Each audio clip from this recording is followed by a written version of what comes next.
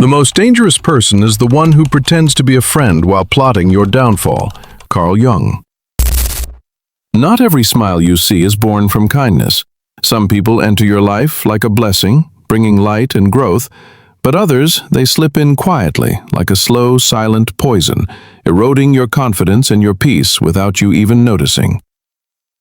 Jung understood this deeply. He saw human relationships not as simple exchanges, but as complex psychological battlegrounds, where hidden motives and unspoken fears shape the way people treat each other. He knew that toxicity doesn't always come with a warning sign. It often comes disguised as charm, helpfulness, or even love. And if you can't recognize it early, it can slowly dismantle the stability of your mind and your sense of self. That's why learning to identify these dangerous personalities is not just a matter of social skill, it's an act of self-preservation. It's about protecting your mental space from those who thrive on control, manipulation, and chaos. Because the truth is, some people will never show you the knife until it's already in your back.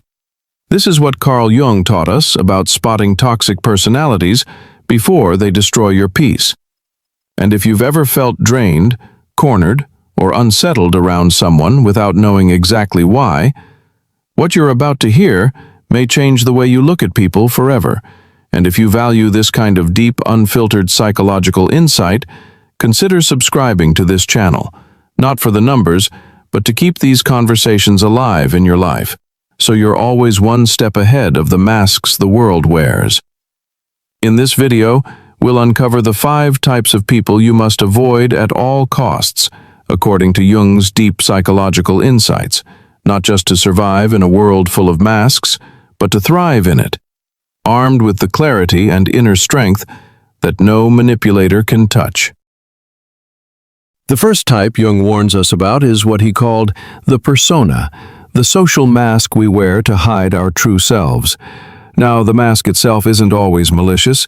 We all adjust our behavior in different settings. But in some people, this mask becomes a weapon. They present themselves as your supporter, your confidant, even your friend. But beneath the surface, there's a quiet satisfaction when you fail. They clap when you succeed in public, but in private, they feel relief when you stumble. Jung understood that this wasn't just hypocrisy. It's a deep psychological defense, where a person hides their envy or insecurity behind a carefully crafted image. The key to spotting a mask wearer is not in what they say, but in the subtle cracks between their words and their actions. If they congratulate you with their mouth, but their body language feels off, if their smile doesn't quite reach their eyes, that's the mask slipping. And when you see it, don't ignore it, because trusting someone's mask is like trusting a wolf because it's wearing sheep's clothing. The second type is one Jung might not have named so directly, but his work describes perfectly: the energy vampire. These are the people who leave you feeling drained, not because of anything physical, but because every interaction is an emotional transaction where you pay the cost.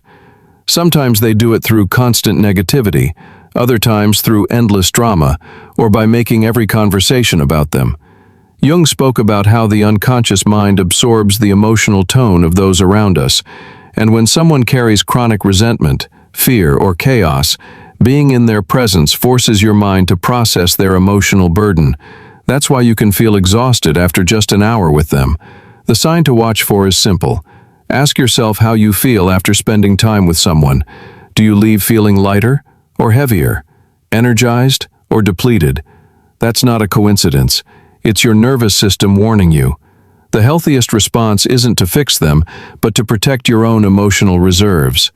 And then there's the third type, the controller. At first, they might appear helpful, organized, even protective. But over time, you realize their advice always comes with a subtle push toward what they want, not what you want. Jung's concept of the shadow, the hidden, often repressed side of a person, fits perfectly here.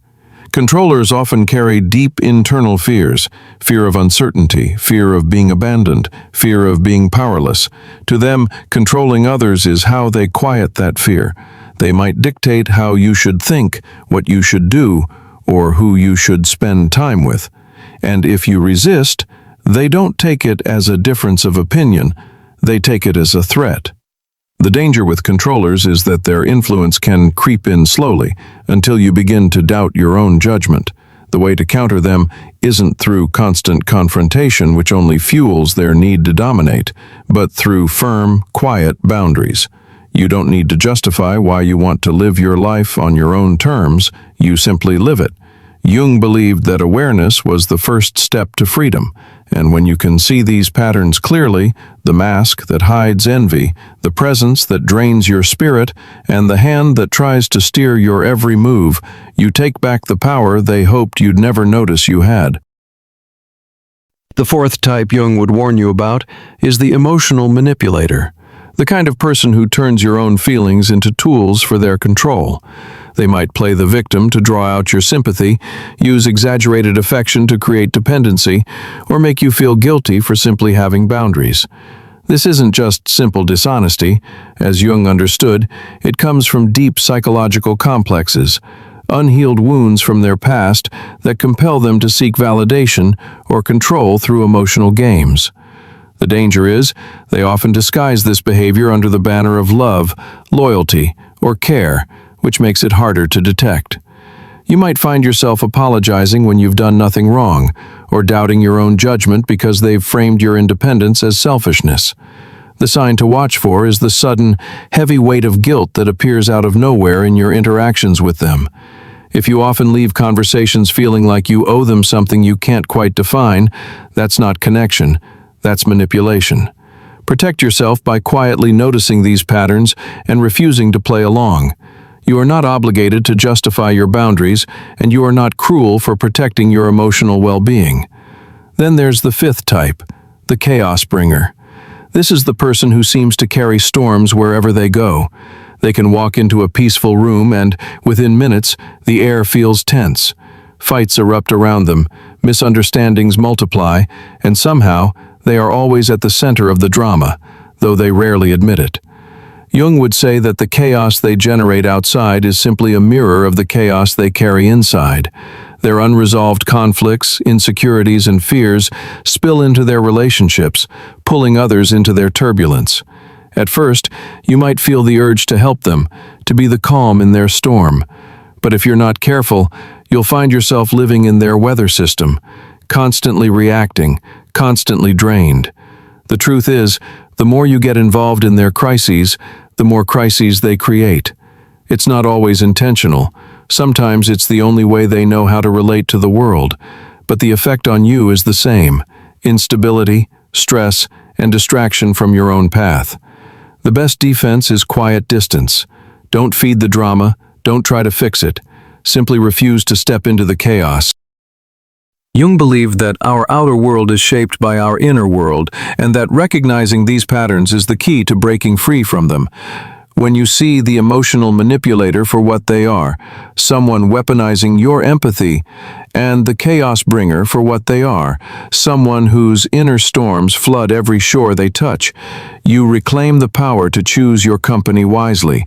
And in that choice, you're not just protecting yourself from harm, you're creating the space for relationships built on truth, stability, and respect, the kind Jung believed were the foundation of a healthy, fully lived life. In the end, it all comes down to awareness. The mask wearer, the energy vampire, the controller, the emotional manipulator, and the chaos bringer, each one can erode your mental and emotional well-being if you let them. They don't always show their true face immediately, and that's what makes them dangerous. They slip into your life wearing charm, kindness, or even love, but over time, their patterns reveal themselves. Jung understood that human relationships are as much about navigating the shadows as they are about embracing the light. Knowing your own darkness is the best method for dealing with the darkness of other people. Carl Jung. That's not just a poetic idea, it's a survival skill. When you understand your own blind spots, your own triggers, and your own capacity for both light and shadow, you become far harder to manipulate. You stop giving away pieces of yourself to people who haven't earned them. And while you can't control who crosses your path, you can control who gets to stay. The more you understand these patterns, the harder it becomes for toxic people to infiltrate your life. You begin to recognize the mask before it smiles at you, feel the drain before it empties you, and sense the chaos before it pulls you in. That's the real power Jung wanted us to have, not just the ability to see the truth in others, but the courage to act on it.